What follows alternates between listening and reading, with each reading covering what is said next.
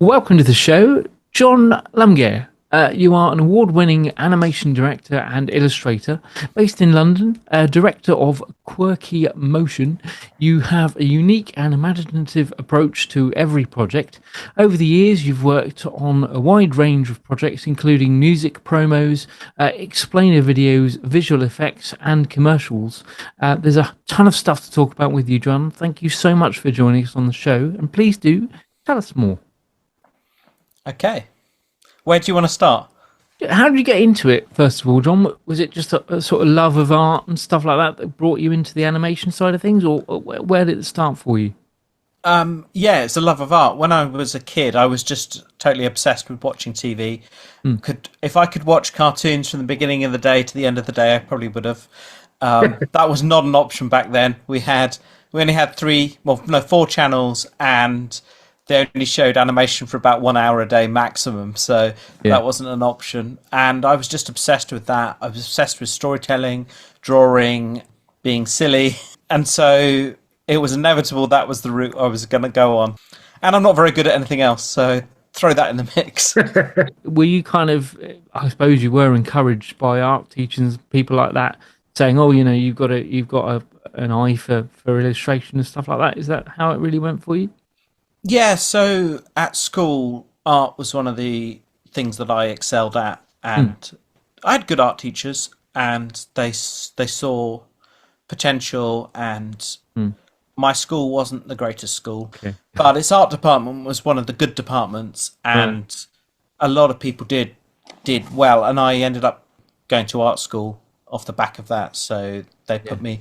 And then it ended up literally doing a Mickey Mouse degree, and so that was my route. Wow. Okay. Wow. Do you use music with your animation? Yes, I'm obsessed with music. So the thing with animation, where live action is, music is in some ways a smaller part. The audio side of animation is at least 50%.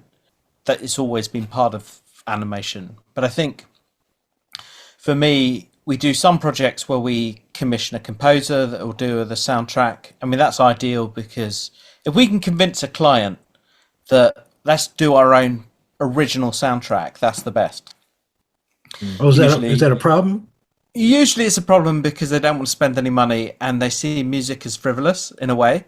And so they're just, just use some stock music. And it's like, yeah, we can play with that, but it doesn't have the magic in the same way. But then I've got my own stuff, and that's music related. So we've done lots of music videos, and then I've got an animated sitcom about you can see behind me. It's about a jazz playing cow that leads a resistance movement to big tech. So music is a big theme of that, and we've got some brilliant jazz musicians on board with us. So yeah. Wow. Now, can you use other producers or music producers and commission? As in for different projects, or For different projects, can you choose the music producers that you want? yes and no. So we can do, because it's our own company, we're free to choose who we want. But then that's a toing and froing with the clients. So we had a client recently, and he was very, very specific about the kind of things he wanted, and there's a bit of toing and froing. So there's always a dialogue that goes on in the background with that. Okay. Yeah, that's a cool project you're working on with the kids. Oh, yeah. Oh man. See, the kids love, like you say, they love the cartoons and animation, right? But having it half and a half, like Roger Rabbit or something. Yeah, I was always captivated by that as a kid. I just loved Roger, partly because it was the world of my imagination, and then the world that I kind of lived in coming together. So that was amazing. What's your feelings about social conscious music? I knew you were going to ask this because you've asked a lot of people this question, and You've come prepared.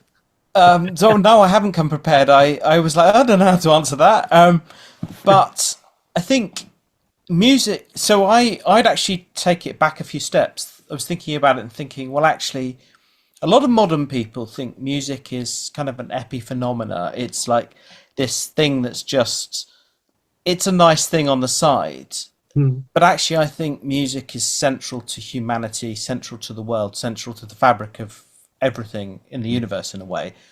And you even see in the Bible, there's a bit where God sings. I think it's just how the universe is. Yeah. I think music is more powerful than people think. I think it unites people more than That's people right. think. I think it's power to heal, and it's power to unite, and it's power to break boundaries. I kind of think of a lot of those kind of great Motown stuff. I was thinking of Marvin Gaye's What's Going On, and how it's starting in this kind of crazy stuff, a bit like today, where there's a lot of social tension around. He throws down this album, and it's speaking into that, and he's speaking truth, but it's truth that has hope, and it's actually a kind of religious album. It's not just here is some information. There's a whole trajectory to it, and I think if music is just purely protest, it's not doing the full thing that it can do. I just think, there's something else I was thinking. There's a jazz critic called Ted Joyer, who I think his Substack is one of the best things on the internet. And he's serializing a book, and he says that we didn't used to categorize music by genre. We used to categorize music by its purpose. How about And that? so I was thinking, so they would say, instead of saying this is jazz music, this is soul music, this is classical music or whatever, they would say this is music designed to heal people. This is music designed to go to war with. And so actually, I think we need to rethink and think of actually what's the purpose of the music and what's it about. So there's some thoughts to throw into the mix. You're so right about the Marvin Gaye record, because I tell people the story all the time, that Berry Gordy, he's making all these tracks for women. And so he's ready to do his next record. And Berry Gordy goes, what are you going to do this time? He goes, I got to tell people what's going on. That's where that title came from. And it was out there to help stop the war in Vietnam.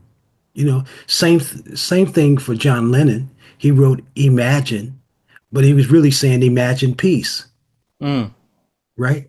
So you're right. It's the number one language in the world, and it heals, it educates, and it solves problems. You can use it like that, and that's why we inspire people here at Music for Global Change to write music that's going to help us. You know what I mean? Yeah, man. Tom? Apart from the animation side of things, I haven't really mentioned, you've also directed several short films, and you've featured with people like BBC, Sky News, Cafe Nero, all kinds of different companies like that with promotions that they've done and so on. Clearly, you don't just do animation. What's next for you, as far as you don't just pigeonhole yourself into one area? What's kind of on the cards for you coming up? That's a great question. So I work with my brother, and he's more live action orientated, and I'm more animation orientated, and we work together and just crossover between our projects. And so there's all sorts of client stuff that we're always pushing, and there's a job with quite a well-known UK charity that I was discussing earlier today, and they want to do something interactive slightly outside of my comfort zone. So been working that out. Yeah. But the big thing under the surface is pushing my project Jazz Cow, which is this thing behind me, because I had an investor on board, and we were about to go forward, and then they dropped out. So I'm trying to figure out what's going on with that. Yeah, sure. Yeah, been there. Not easy. Yeah. I got a song out with Kenny G right now. You know who he is? Yeah, of course. Anytime you need some sax, I'm not saying Kenny G, but I know a lot of people that are amazing sax players, right? There's always two things in my mind. I never know what project's around the corner, and then who's suitable for what project. So that's always exciting. And then Jazz Cow, I hope, will become a series, and we've got the main cast sorted, but then there's always going to be bit characters, and we want to have cameos of people and all sorts of things going on. So, yeah. Tom? Stuff. I'm just curious as to how long, if you were to try and put a time scale on how long these projects take you, that you, particularly with the animation side of things, I suppose it just does vary, but is there kind of a ballpark period of time that you spend or have to spend on projects like that? That's a brilliant question and a really difficult one to answer. Man, you never say that about me. You never say brilliant question to me, man. I'm kidding. You haven't had enough questions for it. Your ones aren't so. This one's a difficult one to answer in terms of it is very much how long's a piece of string, but I don't want to give that answer because that seems like the jerk answer. Yeah. So I think.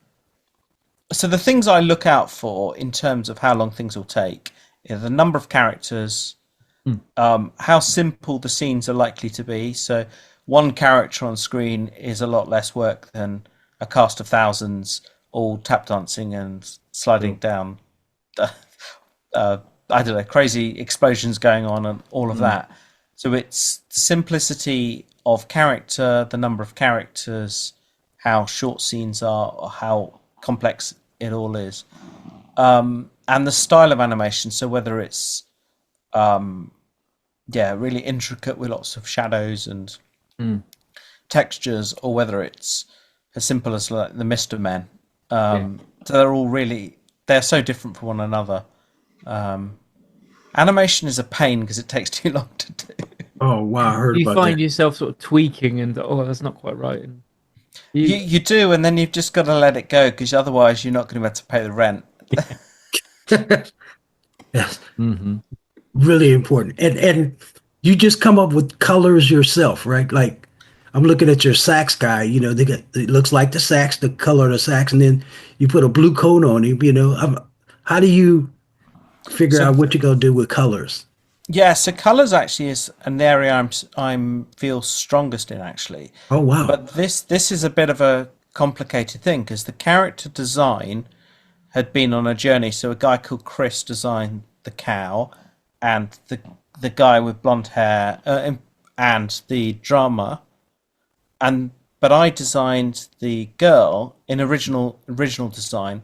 But then another guy, a character designer called Celom, he then took those designs and improved on them. So it's actually it's a combination of three people's work, and then I put that image together. So I don't want to claim credit for what's not me. It's a big combo of different people. Yeah. Well, you know, I'd love to hear your thoughts about positive vibes because it's only like 2 verses, right? So it's and my friend, she has this little girl. I guess somebody drew it for her.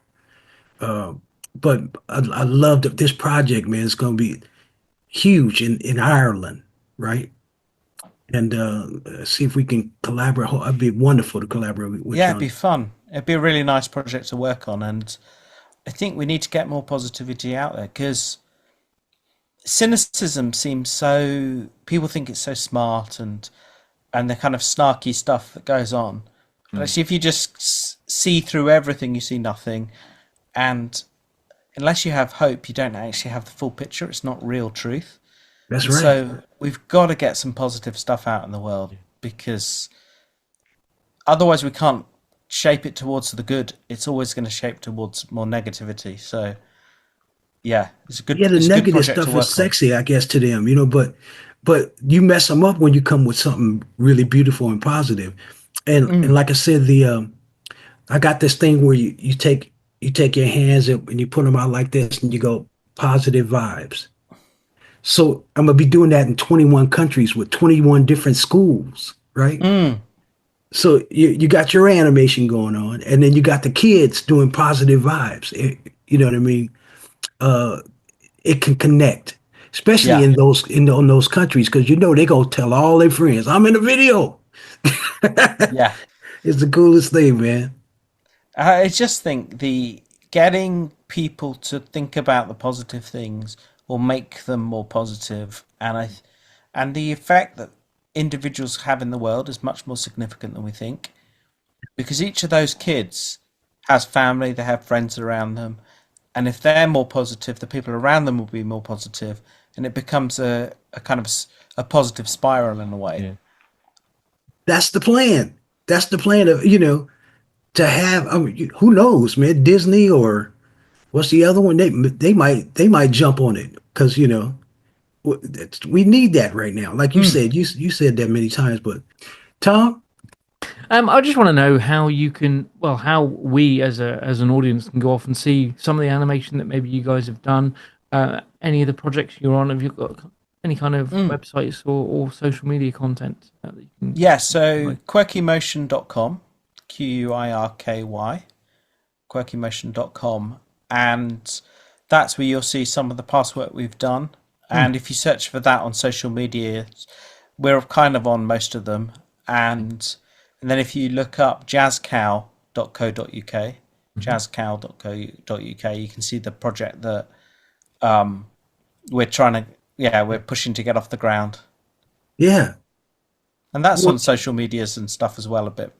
Well, we'll put the links to that in the description of the video here so people can go off and check that out. And Thank you so much. I love it. Listen, John, thanks. bless you for the privilege of your time today, brother. Yeah. Oh, thank you. The blessing's mine. So, thank you so much for having me on. Really appreciate it. Thanks so much, and we'll be in touch. And Tom's got all the information. We're going to spread the love. Mm-hmm. Thank you. All right, brother. Let's do that. All the best, my Thanks. brother. Okay. Bye for now. Music can save the world. Music can save the world. If we all get together, music can save the world. Yeah. Music can save the world. Music can save the world. If we all come together, music can save the world. There's an urgency facing our humanity. Thank you so much for watching. To stay up to date, please click subscribe and hit the bell. You can also join our group on Facebook and find us on LinkedIn and Instagram.